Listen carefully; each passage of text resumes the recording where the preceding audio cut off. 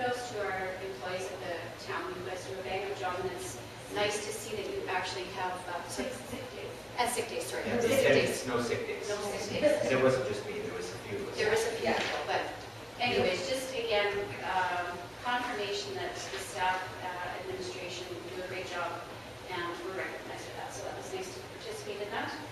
Thursday, January 19th, Physician Attraction and Retention Committee, and despite the numerous challenges that face us, we are working hard to try to overcome those and work together as a strong, open, decision-making group. And then today, our executive committee and council meeting has no report. I don't have an organized report tonight, but I just want to bring our attention to two highlights that they've been mentioned to some extent here. On January 18th, the Chamber of Commerce AGM, which I thought was very, very well presented by Ron Reed and others, and that a new executive was inducted. On January 19th, I also attended the Safety Awards and the Attendance Awards meeting, and I was very gratified to see how many people have spent so much time in the town without taking the sick. It's amazing, you know. You often think with government agencies that people take a lot of time to make sure they take all their sick days, and it was clear here that they didn't. And I think there's a lot of kudos to our staff, and I think they demonstrate that very well, and they demonstrate it amongst the town or within the town for various board reports that they have to respond to outside of conventional hours. And I think all of these things go to this kind of attitude. And we'll have a report for the next meeting of council. And that is my abbreviated report. There are no in-camera items. Is there any other business of council? I just have a question for clarification. We have on February 27th, which is a Monday, not the first, but budget presentations. Okay. And so, does that mean we will not have a council meeting or an executive meeting, or how? Yeah, Is that still there. Let's take one for We have allowed for the budget presentation and required the recess the budget presentation to come for our council meeting. Okay, so then we won't have executive action, right, just budget. Right, because that's a duplicate time. Yeah. We have executives for Yeah. So, clarification, we'll probably not have the executive meeting. So that's probably true also. Oh no, that's the only. That's the only one. Yeah, it's right. No, it's the only. Yeah, because we had set those budget dates, didn't we, before we set the second executive meeting. But in a case where there's a council meeting like March 12th, that it's budget discussion at 4, then presumably, and it's we'll continue on. going on to council. Right. All right. Good, thank you. Any further business of council?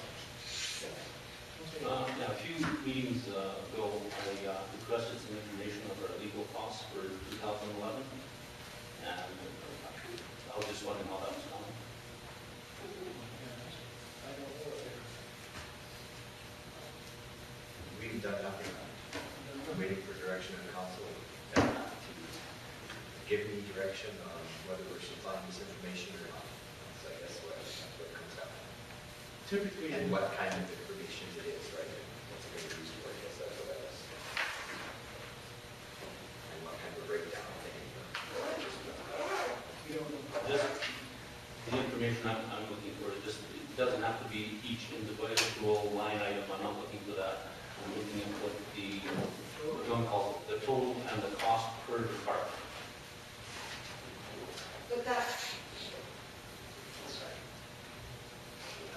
Councilor, I find that rather out of the ordinary considering what we just went through today. I find that public might look at that as personal, or your own personal well-being, but legal is in budget. To me, the legal, when we look at our budget, there is a line there for legal items. I just think that that request, Councillor Hyde, was very out of the ordinary and could be looked upon as, again, something you do for your own personal use and not as, which would be advantageous as a councillor over the general public. Is this not public knowledge? The Why? public knowledge will come after the audited statement.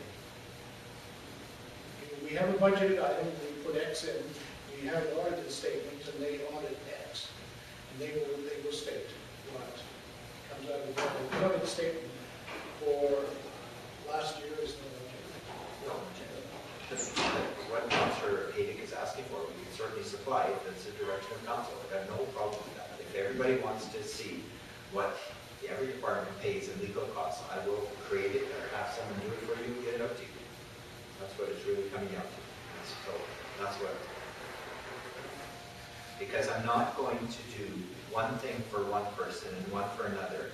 It has buried me in the past, and I've heard horror stories, so that's all I'm saying. If we want to do it, I'll give it to everyone, if that's what they want. It's a line item that's in the budget, but you're right, it's not in the budget that we present that says we pay X, or budget X even every year to each department, because when you see the budget, it's administration, it's legislation, and it's a total of X, revenues and expenses. So there isn't a line that says X number of dollars is part of the expenses for legal. That's not there. There traditionally hasn't been there, right? If that's a direction or a support of council, then I'll do it. No problem. Well, I mean, we've had three budget meetings, but I guess presentations, planning meetings that come before budget. If this is a budget request, I mean, budget meetings are starting shortly, and that would be there. I don't understand either why, or what it is that you want about those numbers. We certainly don't, I certainly don't need those numbers. Whatever numbers I need, I will see at budget time. Those are there. So can you explain why you want to see those numbers? Because when we're talking about,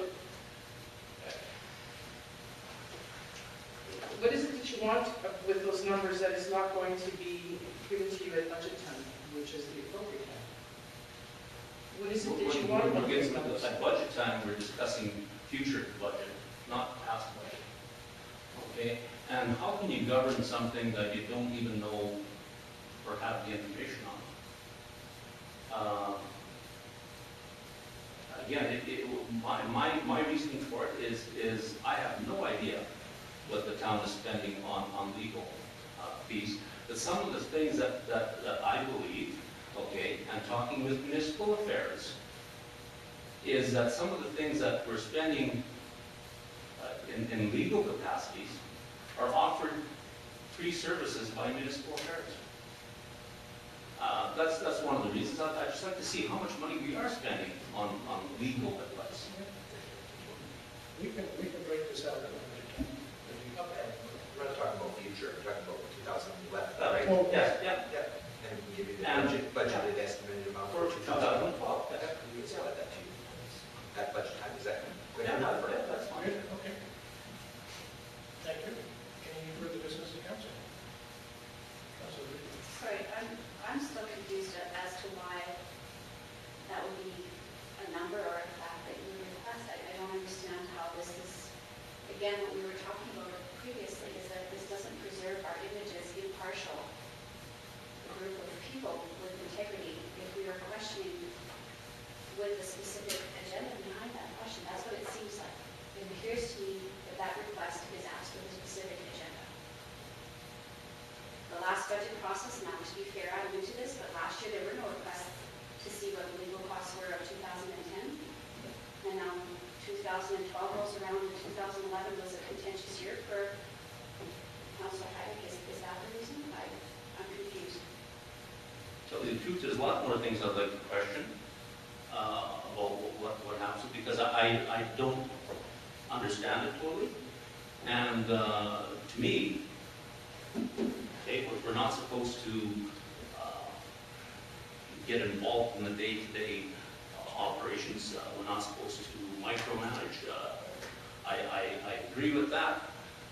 But if you don't have the how are you supposed to govern something? You don't know what, this is just one of the many things I'd like to know. It's just been over the past year, if you want to call it, and maybe this has a lot to do with me. It just seems that any time we turn a corner to do anything, we're getting legal advice off.